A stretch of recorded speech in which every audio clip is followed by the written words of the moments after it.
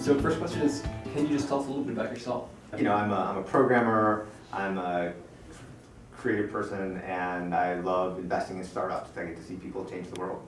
So we were reading a little bit about your bio, and so you did toy design at one point. So how did you go from toy design to media analytics? Well, I wrote an autobiography in like 6th grade, and in the end you had to have future ambition, and one was to be a toy designer. So at Columbia I had an opportunity to work for this company, Brainwave Toys. They were in New York and they did toy invention. And I was finishing my year at Columbia and I was like, hey, why don't I come sort of intern with you? And then after a few weeks he hired me, and so we would come up with what a look like or a works like model of a toy and pitch it to Hasbro and Mattel. Super fun. And then from there, I ended up going to the Media Lab, the Toy the Tomorrow program.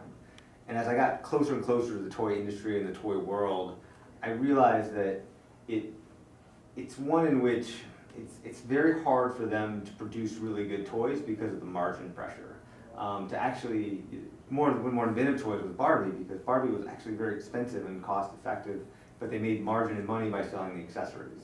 And so you get sort of to the business dynamics of toy design and you realize it's very hard, it's gonna be a very hard industry to see rapid change. At the same time, we just gotten Wi-Fi routers on our laptops, and you could walk around the Media Lab having full access. And the iPacs, which hopefully you guys don't even remember, is a handheld device with sort of a Palm Pilot that you could shove a Wi-Fi card into.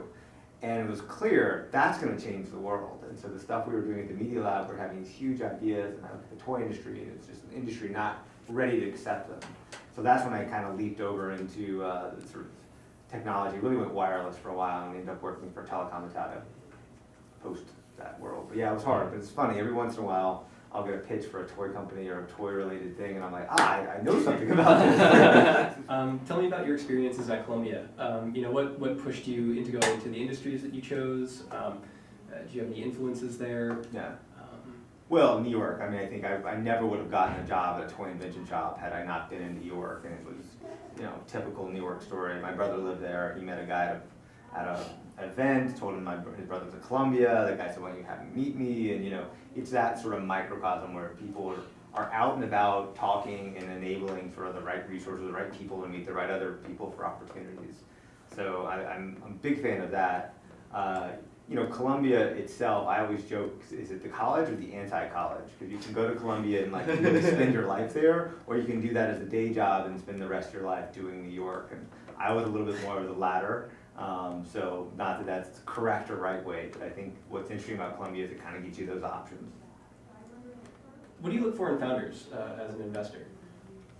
I've been talking a lot about sort of two archetypes. There's this sort of super scrappy, will do whatever it takes. I will code it myself. I will learn how to do whatever it takes to get this thing successful. And then there's sort of that smartest guy in the room. Like, I really know a subject better than almost anybody. I mean, that have to be the expert, but someone who's really at sort of top 10% of humanity who knows this topic. And those two are rarely the same person. It's two different kind of ideas. And what I like about founders and founder teams is I always look at who has those qualities, and I try to match it up to the founders. And if I don't see some correlation between these founders and those two axes, then I get a little nervous. Everyone says this, VCs are pattern matchers, so we sort of look at founders that are successful that we've worked with, and we try to sort of put those personalities to the people we're meeting with to see if we see a match. I would say that, and it's like dating. At some point, you get kind of a spidey sense to it. I think I'm not attracted to my founders, but it's someone I'm attracted to them and their ability to be successful. And if I'm not, then I'm going to begrudgingly go through it, and I'm not a good investor. Do you have any inspiring words for the rising entrepreneurs at Columbia University?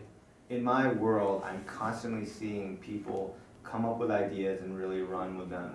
And it's so inspiring and it's so awesome. And I think that it's easy to sort of say, oh, I'll do that later, so to sort of postpone it. I ran the intern program at Google for product management, and we had all the Canadian students who had no debt. And I was like, you people have no excuse but to go do a startup, whereas folks coming out of Columbia or Harvard and Stanford and MIT, we have a debt, and we have to think about sort of like, we can't just goof off and take no salary.